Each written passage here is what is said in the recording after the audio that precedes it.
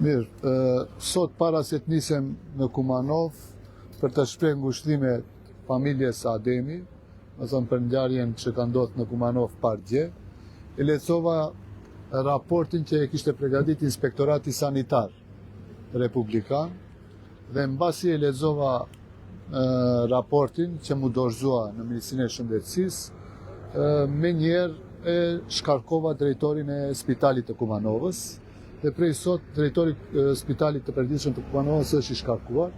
Nesër, mbas disa konsultimeve që do ta bëj me ekipin tim në ministri, besoj se do ta emërojmë drejtorin e ri të Spitalit të Kumanovës, kurse ekipi profesional i mjekëve, prej 5 ekspertëve të mjekësisë, do t'i analizojnë të gjitha dokumentet dhe të njëjtat do të dorëzohen në prokurori. Matutje, për përgjegjësinë profesionale të mjekëve e kam për obligim që ta bëjnë organet e hetuesisë dhe gjykatës. Besoj se çdo person që do të bëjë gabime, edhe në organizimin e spitalit, po edhe në trajtimin e pacientëve, do të jep përgjegjësi para organeve të drejtësisë. Da, bevo семејството да изразам сочувство до семејството на починатиот 32 годишен Ведат Адеми. Пред да дојдам тука, да изразам сочувство, го прочитав извештајот што беше подготвен од Државниот Републички санитарен инспекторат и во него може да се констатира многу лесно дека веќе има предуслови, да речам, за да се разреши директорот на Општата болница во Куманово и пред да излезам од министерство, веќе директорот е разрешен од таа позиција. Се надевам дека утре, по консултации со колегите во министерството, ќе назначиме нов директор на Општа болница во Куманово. Целата документација сега треба професионалниот тим кој што е направен од Министерството за здравство да дојдат и да ги разгледаат сите документи уште еднаш и потоа сите ќе бидат предадени во обвинителство. Се надевам дека судството ќе донесе правична одлука доколку постои лекарска грешка. Меѓутоа треба да бидеме свесни дека и тие што водиме институции, па и тие што лекуваме пациенти, доколку има некакви пропусти, мора да се одговара. Затоа од утре јас се ве известам и Министерството ќе излеземе со името на новиот директор на Општа болница во Куманово. Што веди точно извештајот на ДЗС? Јас не би сакал денеска да зборам за тоа. Знам дека има одредени работи кои што се неправилни, не се како што треба. Затоа веќе постојат и услови за да се разреши тој што ја води институцијата и затоа ви кажав дека директорот е веќе разрешен. На кои пропусти конкретно се однесува? Што е тоа што е направено? Јас мислам дека не е коректно пред јавноста да кажеме работи кои што треба потоа да се дадат и на професионалната комисија и на обвинителството, да кажеме од сега. Меѓутоа мислам дека веќе постојат индиции дека тој што ја организира работата во болницата требало да внимава и да не се случуваат такви работи. Nesër në kolegiumin e Ministrisë së Shëndetësisë do t'i marrim emrat e mundshëm për drejtor të ardhshëm të Spitalit të Përditshëm të Kumanovës dhe besoj, po sigurt nesër do ta emërojmë drejtorin e ri.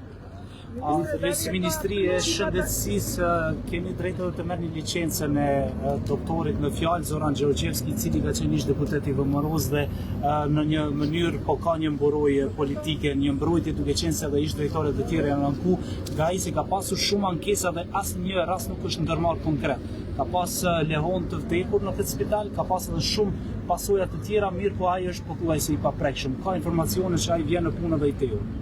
Unë e di që komisioni profesional i formuar prej Ministrisë së Shëndetësisë, nesër ose mbas nesër duhet ta shqyrtoj komplet dokumentacionin dhe mandej komplet dokumentacioni dorëzohet në prokurori. Gjykatat vendosin, unë s'mund të hyj në pozicionin e gjykatësit, prokurorit, policit. Unë jam Ministri i Shëndetësisë, unë përgjigjem për organizimin e organizatës shëndetësore, konkretisht këtu bëhet fjalë për Spitalin e Përditshëm. Unë atë që mund të bëj urgjentisht ishte shkarkimi drejtorit dhe kjo është bërë. Më tutje duhet mbasi të konstatojnë lëshimet organet hetimore, duhet gjykata të vendosë. Unë s'mund ta bëj edhe punën edhe prokurorit. Është nga ministria. Jo, nuk është nga ministria, është nga oda e mjekëve. Gjithsesi mbasi ta marrim raportin, ne do ta dorëzojmë edhe në odën e mjekëve. Ka dyshime nga familjarët se mund të keq interpretohen raporti i autopsisë duke qenë se ka ndikim politik ky rast. A mund të na siguroni që do të thuhet e vërteta duke qenë se është dokumenti krucial edhe për hetimin i cili do zhvillohet?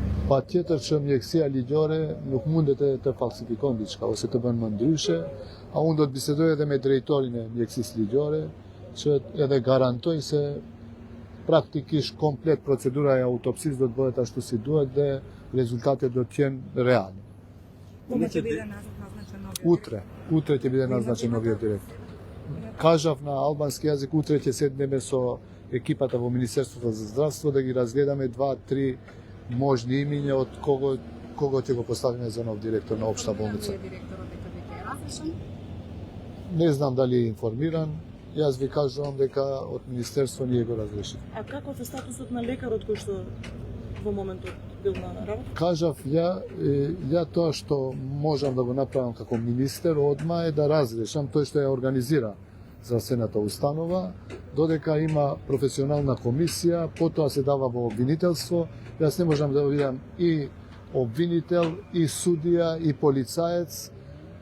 Јас мислам дека по инспекцијскиот надзор од санитарна инспекција дека треба нов раководител во Куманово и веќе од утре ќе биде поставен нов директор. Од редовите на болницата?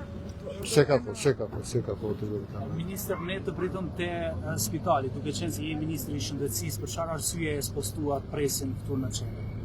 Unë mendoj se duhet të emërohet drejtori i ri e pastaj të vinë në spital. Министар, разборуваме за почитување на толкови правила, прописи. Зошто вашите автомобили се паркирани на прописни патишта? Треба да ги казнат веднаш. Ministër, lidhe me premtimi për punësimin e 6 specializantëve të rinj. Diku është Është në procedurë, disa spitale veç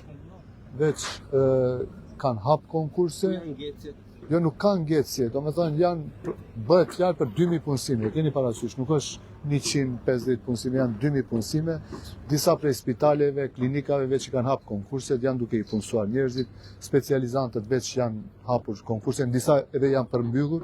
Këtë javë e kishim me kryeministrin që ta bëjmë një preskonferencë për 100 të punësuarit, por ndodhi tragjedia e Koçanit edhe e spostuan për javën e ardhshme. Kur jemi te spitalet e kishit edhe një premtim në fund vitit kaluar se në fillim të vitit 2025 do të nisë spitali i Kërçovës, i cili Gjon fillim, thash se jemi duke negociuar me disa kompani, të cilët kompani shtete, me të cilët mund të bëhet marrëveshje shtet me shtet, Maqedonia me ato shtete, që ta marrin përsipër ndërtimin e 2 spitaleve kryesore, thash për Kërçovën dhe për Shtypin, dhe ende s'ka nisur procedura e prokurimit. Kur të nise do të informoheni, po besoj se në gjysmën e dytë të këtij vitit do të kemi marrëveshje dhe do të fillojmë punimet atje.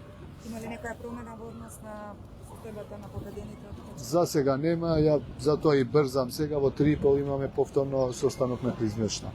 Само министр, едно прашање, дали знае вашиот коалицијски партнер за смената на директорот, со оглед што дека е партијско решение? Секако, нон-стоп сме во координација, така да секако дека каде што има грешки, едни на други бараме да има одредени промени и ги правиме.